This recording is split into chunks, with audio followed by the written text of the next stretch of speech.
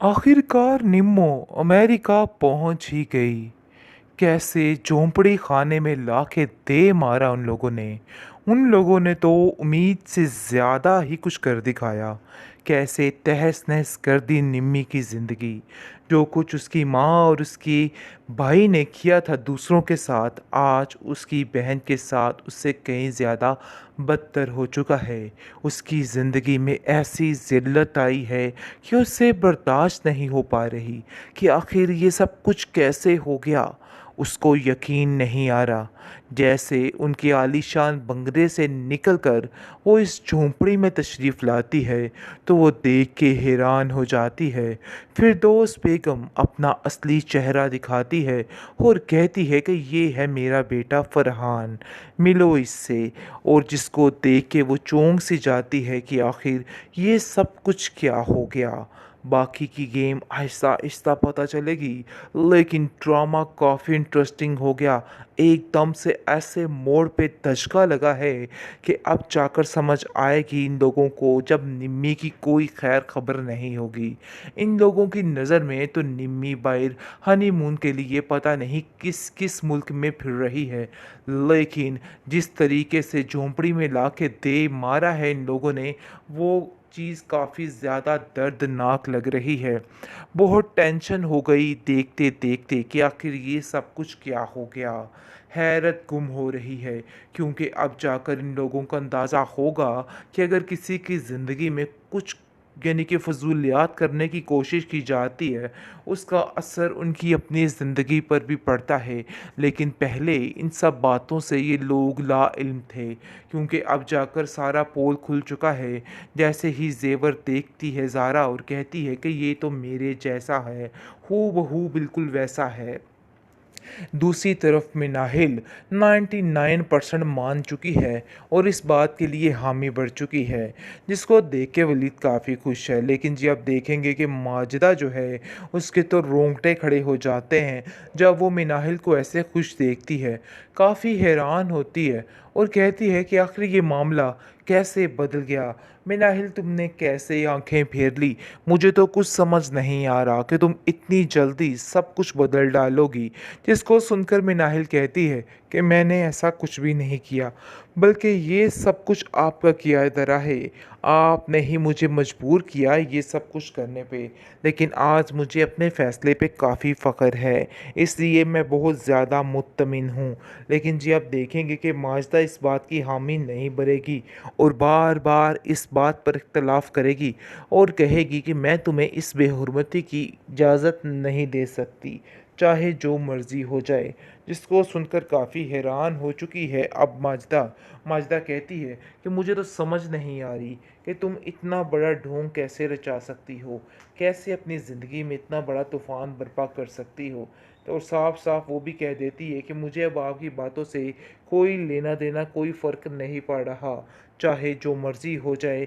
अब मैंने जो सोच रखा है मैं वही करूँगी, इसलिए आपको भी अब परेशान होने की ज़रूरत नहीं है और ना ही मेरे बारे में कुछ भी सोचने की ज़रूरत है, क्योंकि जो मैंने फ़ैसला करना था सो कर लिया है। अब आप मत घबराइए, क्योंकि अब मेरा फ़ैसला पीछे नहीं होगा और हमेशा से जो कर रही हूँ वही रहेगा। तो इसलिए आपको घबराने की और परेशान होने की कोई ज़रूरत नहीं है। इन सब चीज़ों पे वलीद की माँ काफ़ी ज़्यादा खुश हो चुकी है और कहती है कि मुझे इस बात पर काफ़ी फ़ख्र है और काफ़ी खुशी महसूस हो रही है। आखिरकार निम्मो अमेरिका पहुंच ही गई। कैसे झोंपड़ी खाने में लाके दे मारा उन लोगों ने। उन लोगों ने तो उम्मीद से ज़्यादा ही कुछ कर दिखाया। कैसे तहस नहस कर दी निम्मी की ज़िंदगी। जो कुछ उसकी माँ और उसकी भाई ने किया था दूसरों के साथ, आज उसकी बहन के साथ उससे कहीं ज़्यादा बदतर हो चुका है। उसकी ज़िंदगी में ऐसी ज़िल्लत आई है कि उससे बर्दाश्त नहीं हो पा रही कि आखिर ये सब कुछ कैसे हो गया। उसको यकीन नहीं आ रहा। जैसे उनके आलीशान बंगले से निकलकर वो इस झोंपड़ी में तशरीफ़ लाती है तो वो देख के हैरान हो जाती है। फिरदौस बेगम अपना असली चेहरा दिखाती है और कहती है कि ये है मेरा बेटा फ़रहान, मिलो इससे। और जिसको देख के वो चौंक सी जाती है कि आखिर ये सब कुछ क्या हो गया। बाकी की गेम आहिस्ता आहिस्ता पता चलेगी, लेकिन ड्रामा काफ़ी इंटरेस्टिंग हो गया। एकदम से ऐसे मोड़ पे धचका लगा है कि अब जाकर समझ आएगी इन लोगों को, जब निम्मी की कोई खैर खबर नहीं होगी।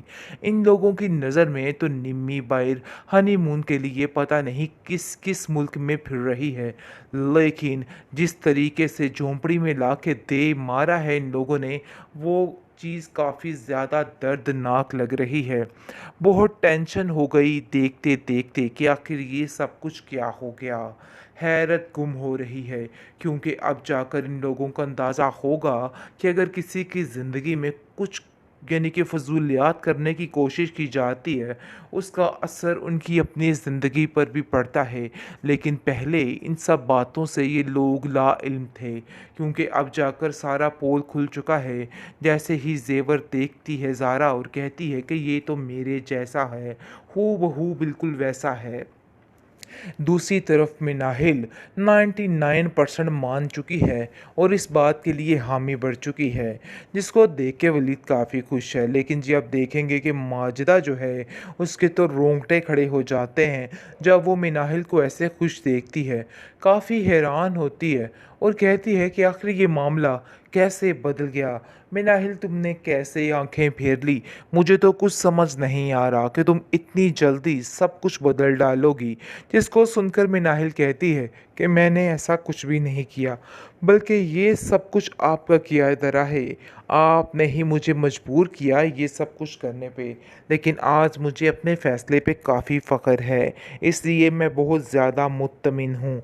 लेकिन जी आप देखेंगे कि माजदा इस बात की हामी नहीं भरेगी और बार बार इस बात पर इख्तलाफ करेगी और कहेगी कि मैं तुम्हें इस बेहुरमती की इजाज़त नहीं दे सकती, चाहे जो मर्ज़ी हो जाए।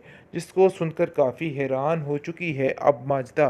माजदा कहती है कि मुझे तो समझ नहीं आ रही कि तुम इतना बड़ा ढोंग कैसे रचा सकती हो, कैसे अपनी ज़िंदगी में इतना बड़ा तूफ़ान बर्पा कर सकती हो।